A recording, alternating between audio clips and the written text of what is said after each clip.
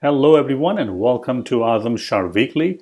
And in this video I want to talk about the trySwift World Conference that is actually going on multiple dates. And the good thing about these workshops is that they're all online. So you can register, you can be anywhere in the world, you can register for the workshop that you want, and you can just log in and learn more about it. And I'm also presenting a workshop on how you can architect SwiftUI applications using the MVVM Design Pattern. So this will be more of like an introduction workshop of how you can incorporate MVVM Design Pattern in your SwiftUI application. We're going to go through different patterns that are available when you are designing your SwiftUI and MVVM apps. So if you're interested, go ahead and check it out. Go to the trySwift World link and then buy the workshop for $50, and then you can attend it. Thank you so much, and I'll see you at the workshop.